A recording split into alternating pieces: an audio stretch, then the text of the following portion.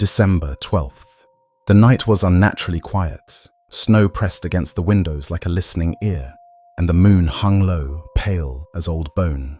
Just before midnight, a sound broke the silence. A slow scrape, a careful step. A shoe rested on the windowsill, placed there before sleep, innocent and hopeful. Then came the creak, not the wind, not the house settling. A presence moved through the dark kitchen, hands smelling of sheep's wool and cold iron.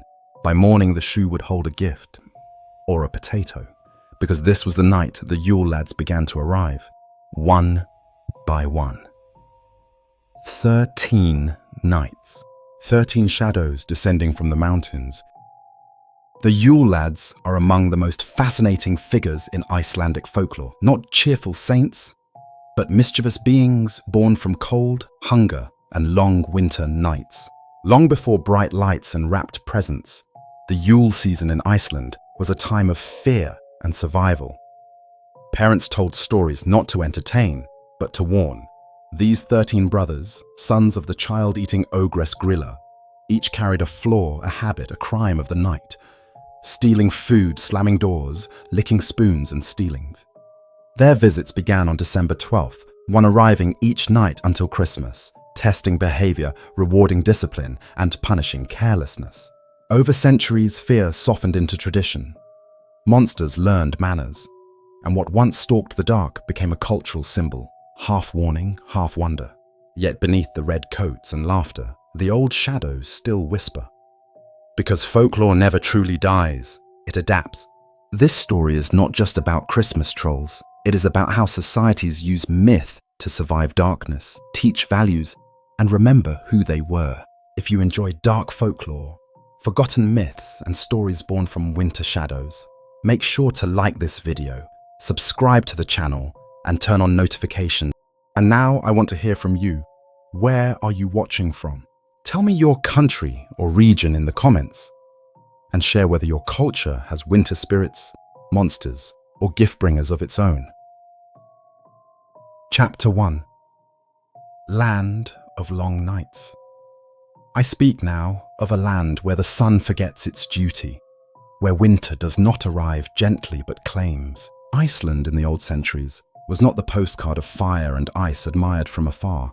It was an edge of the world, a place where survival itself felt like defiance. For weeks the sky dimmed into a permanent twilight, and then into darkness, so deep it seemed solid. Snow sealed the earth, winds howled like grieving spirits, and mountains stood as black silhouettes, watching. In such a land, silence was never empty. It listened, it waited, and every footstep in the night carried meaning. The cold was not merely a season, it was an authority. It decided who lived, who starved, and who vanished without a trace. Crops failed, animals froze, and hunger crept through homes like a quiet guest who never left. Fear was not imagined. It was learned, inherited, remembered. In this world, folklore was not decoration. It was survival language. It explained the unexplainable and gave shape to terror so that people could speak of it without breaking. When the wind screamed through turf houses and darkness pressed against the walls, stories became shields. To name a fear was to weaken it, even slightly. Storytelling rose not from leisure, but from necessity. Families gathered close, breath visible even indoors, and words were passed down like fire. A tale could distract a child from hunger, teach obedience without force, or warn against wandering too far into snowbound night. Stories carried rules, punishments, and consequences. They reminded listeners that the world beyond the door was alive and not kind. Monsters were not fantasy. They were metaphors sharpened by cold reality. Each tale held a lesson wrapped in dread, and each winter demanded its retelling. Long before church bells reached Iceland, the season of Yule arrived as something ancient and uneasy. It was not celebration but threshold, a moment when the old year weakened and the new had not yet proven itself. Yule marked the deepest darkness, the turning of the sun, and the fear that it might never return. Fires were kept alive, food carefully guarded, and rituals performed to ensure survival. The boundary between worlds felt thin. What belonged to humans stayed indoors. What roamed outside was not to be trusted. Yule was respected, not enjoyed. It was in this charged darkness that the earliest whispers of the Yule Lads emerged. They were not yet 13 name figures marching neatly through calendars. They were shapes, habits, disturbances. Something stole food when hunger was sharpest. Something made noise when sleep was fragile. Something entered homes without invitation. These beings were blamed not because people were foolish, but because blame gave form to chaos. When butter vanished or sheep were disturbed, it was easier to believe in a lurking presence than accept the randomness of hardship. The Yule Lads, in their earliest form, were not humorous tricksters. They were extensions of winter itself, unpredictable, invasive, and mocking. They punished carelessness and rewarded vigilance. Their mischief mirrored real dangers. Food theft meant starvation. Broken sleep meant weakness. Lost light meant death. Candles were precious. Silence was precious. Warmth was sacred. To lose these things was to flirt with disaster. Thus, the Yule Lads became reminders. Guard what you have, behave wisely, and respect the season. Oral legends carried them from mouth to mouth, changing slightly with each telling, yet always bound to winter's cruelty. A child who wandered at night might be taken.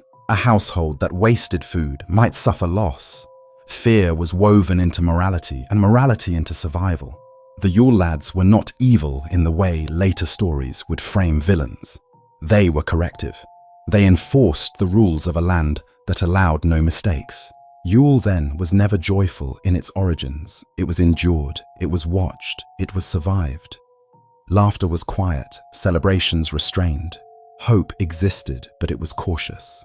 The promise of returning light came only after weeks of darkness, and nothing guaranteed that everyone would live to see it. In this fragile interval, the Yule Lads walked, not as guests, but as tests. They asked, without words, whether people were prepared, disciplined, and alert. As centuries passed, names formed, personalities hardened, and stories settled into tradition. But beneath every later smile and gift lies this older truth. The Yule Lads were born from fear shaped by ice and night. They are the children of isolation, hunger, and endurance. They belong to a time when winter ruled absolutely, and humanity survived by respecting its power. And so this chapter closes where it began, in darkness. Not empty darkness, but crowded with stories, footsteps, and watching eyes. The land of long nights did not invent monsters for amusement. It created them because it had to. And in the silence of an Icelandic winter, when the wind still sounds like breathing, one can almost believe those old stories never truly left. Chapter 2. The Mother Who Devours. They say she can be heard before she is seen. A low grinding sound, like stone dragged across bone, echoing from the mountains when winter tightens its grip. Grýla does not hurry. She has no need to. Hunger is patient, and fear travels faster than footsteps. In the oldest tellings, her shape is wrong in every way a mother's should be. Towering, bent beneath her own weight, skin darkened by soot and age, she moves like a living landslide. Her eyes are deep hollows, glinting with a cold intelligence, and her mouth, wide, cracked, endlessly chewing, seems never to close. To look upon her is to understand immediately this is not a creature that nurtures. This is a creature that consumes. Grýla's hunger is not random. She does not devour the innocent or the careful. She feeds on disobedience, on children who refuse work, who waste food, who wander too far into snow and silence. In a land where every mistake could be fatal, her appetite became law. Parents did not need to strike or shout. They only needed to whisper her name. Grýla is watching. And suddenly the dark corner of the room felt occupied. Fear straightened spines, quieted tongues, and taught lessons more effectively than kindness ever could in a world that rarely showed mercy. This was not cruelty for cruelty's sake. It was instruction sharpened by winter. Grýla was the embodiment of consequence. She reminded the young that survival demanded discipline, obedience, and awareness. To ignore rules was not rebellion, it was invitation, and Grýla always accepted invitations. In stories, she stuffed her sack with screaming children. hauling them back to her mountain lair where hunger finished what fear began. Such tales were told slowly, deliberately, ensuring the message settled deep and stayed there. Yet no monster exists alone. Behind Grýla stands Lepaludi, her husband, though the word feels undeserved. He is described not as terrifying, but as empty. Large, slow, and useless, he looms in the background of legend like a shadow without purpose. He does not hunt, he does not punish, he does not protect. While Grýla devours, Lepaludi watches or sleeps. His silence is more unsettling than rage. He represents authority that has surrendered. Power without action, a warning of what happens when responsibility is abandoned. In a land that demanded constant labor, there was no greater failure than uselessness. Together, they form a household twisted by winter itself. This is not a family of warmth or order, but one of imbalance and dread. Grýla's dominance, Lepaludi's absence, and the children they raise, monsters shaped by chaos, mirror the season that created them. Winter in Iceland was never gentle. It broke families through hunger, illness, and exhaustion. The monster household reflects this fracture, turning natural hardship into mythic form. And then there is the Yule Cat, larger than any beast should be, its fur darker than the longest night, its eyes glowing with cruel satisfaction. The Yule Cat does not stalk the forests. It prowls the edges of human effort. Its crime is simple. It eats those who have not earned new clothes before Yule. Beneath the horror lies a brutal truth. In old Iceland, clothing meant survival, wool meant warmth. To lack new garments was to be exposed, careless, or lazy. The Yule Cat enforced productivity with teeth and claws. Work or be devoured. Spin, sow, labor, or disappear. Children learned early that fear had many faces. Grýla punished disobedience. The Yule Cat punished idleness. Lepaludi punished nothing. And that too was a lesson. Every member of this monstrous household carried a rule written in terror. Together, they formed a moral system carved from ice. Their home lay deep in the mountains, far from paths and villages, where storms gathered like living things. It was said no fire truly warmed that place, no light fully reached it. The mountain was not merely a setting, it was a boundary. Beyond it lay exile, death, and the unknown. To be taken there was to be removed from the human world entirely. The mountain home represented the ultimate threat, separation from family, from safety, from life. And from this place of dread emerged the children of Grýla, the Yule Lads themselves, mischief makers, thieves, disturbers of peace. They were not born kind. They were raised in chaos. Their behavior reflects their upbringing, noisy, hungry, invasive. Each carries a fragment of their mother's hunger, softened only by time and retelling.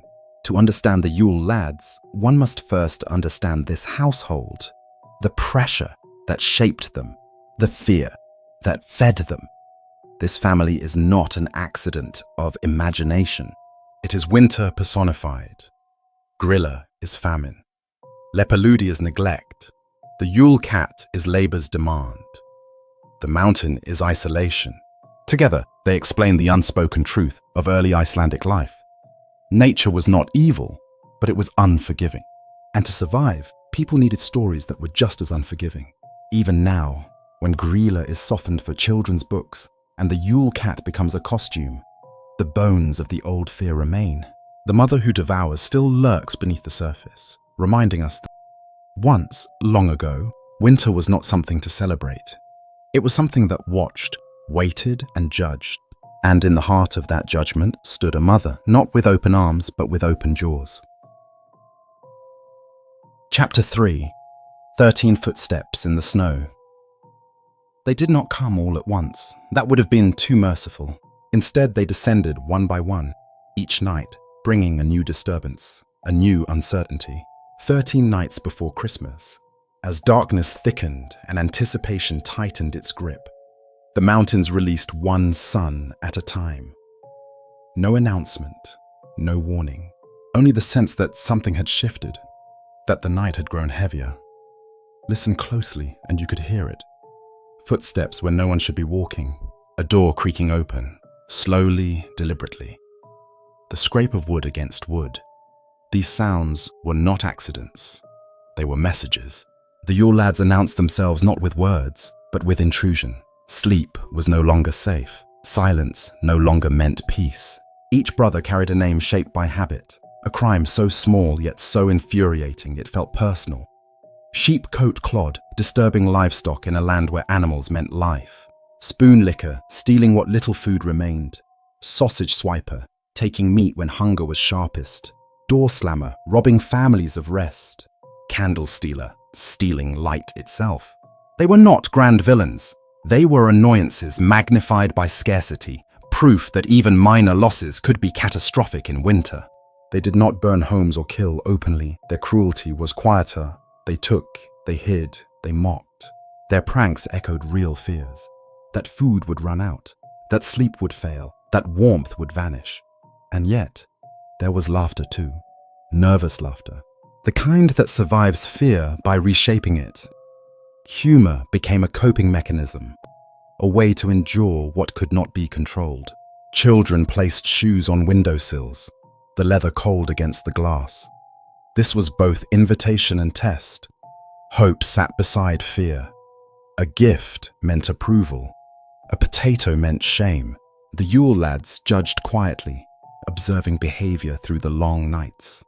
They rewarded obedience not out of kindness, but recognition. Those who followed rules had a better chance of surviving winter.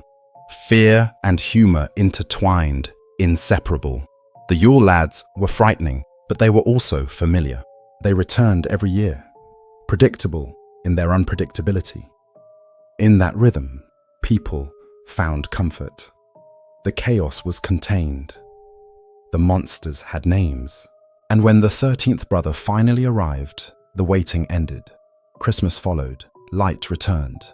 But until then, every sound in the dark mattered, and every footstep in the snow carried the weight of 13 watching eyes.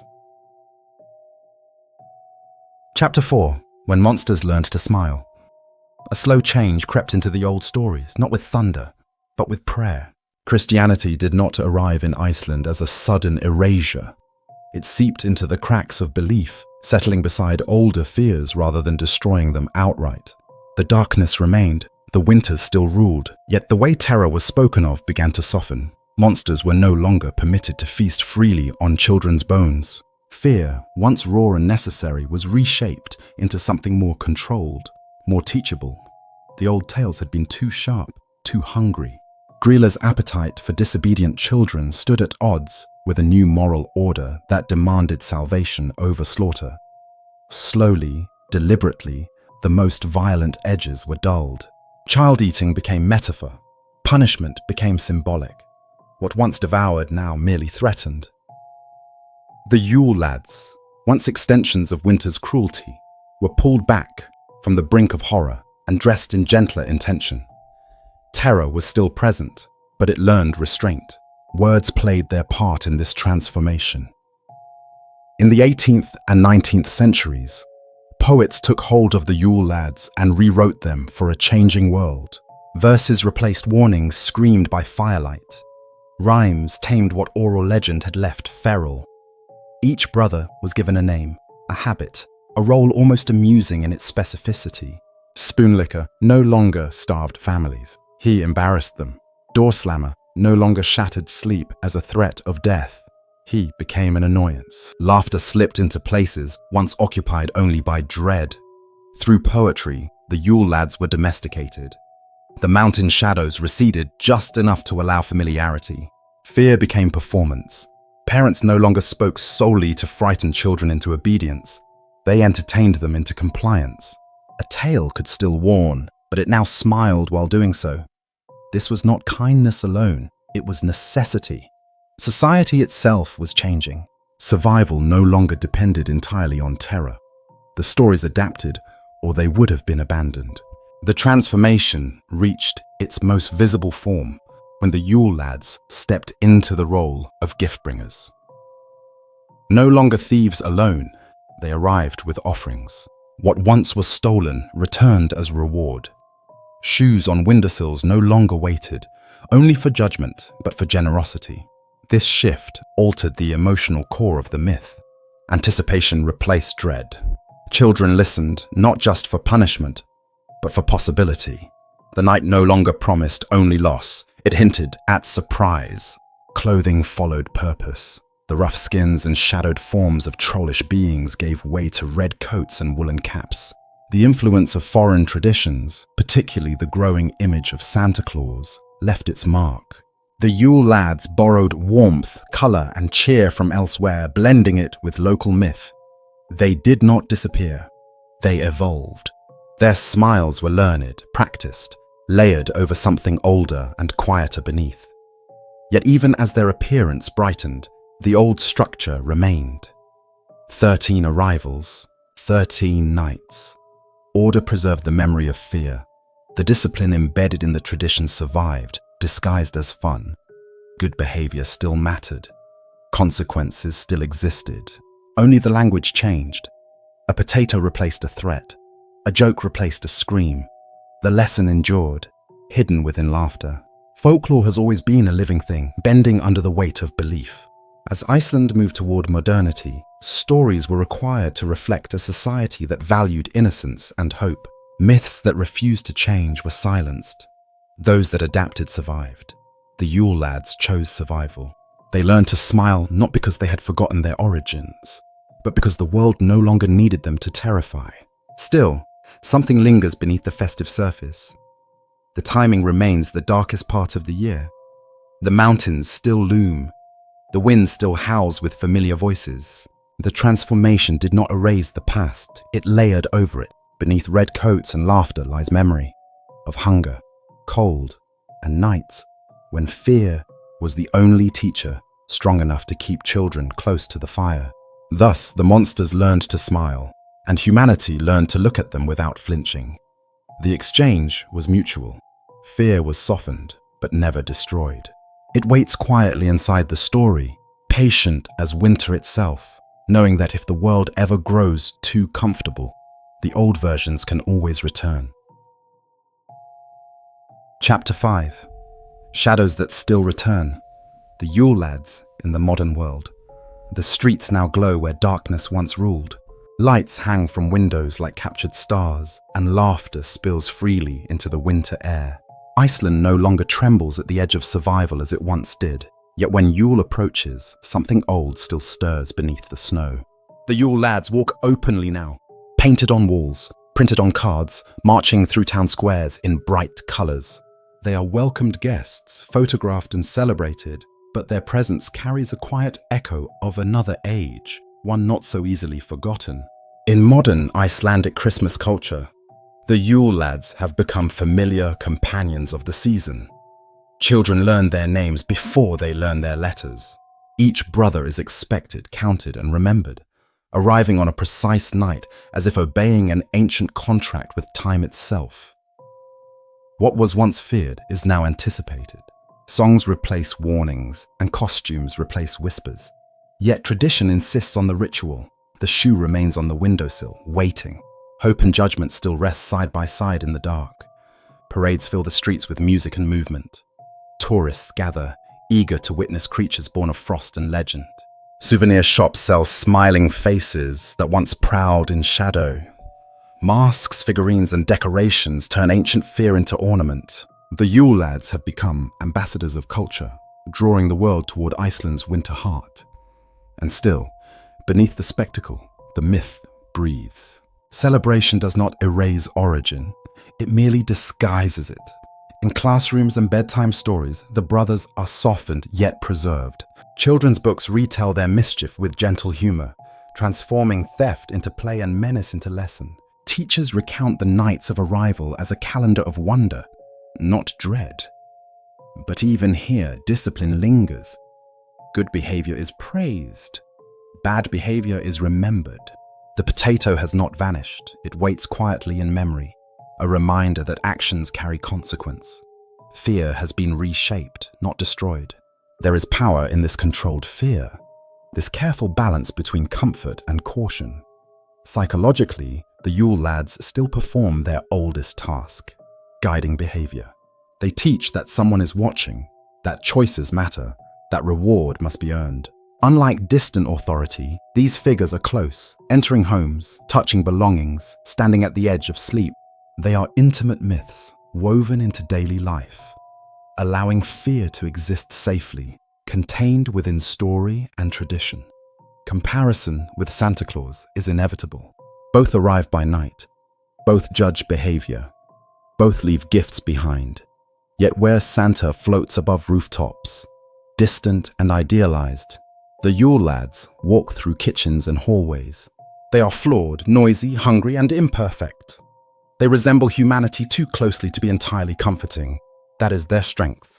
They remind listeners not of perfection, but of consequence. Not of miracles, but of responsibility. Ancient myths survive, not because they are beautiful, but because they are useful. The Yule Lads endured centuries of change. Pagan to Christian, rural to modern, fearful to festive, because they adapted without losing their core. They are winter given personality, darkness given footsteps. Even now, when science explains the cold and electric light banishes night, the stories remain. Something in the human mind still listens for sounds after midnight, and when the season ends, when the final night passes and the last shoe is emptied, the brothers begin their retreat. One by one, they turn back toward the mountains.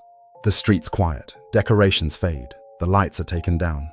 Snow settles into silence again. Somewhere beyond the towns, beyond the warmth, 13 shadows move upward into rock and wind. The mountains close behind them. Winter loosens its grip. Life continues, but the stories wait. And when the nights grow long once more, when darkness stretches and footsteps seem closer than they should be, the Yule Lads will return, smiling now perhaps, but never entirely.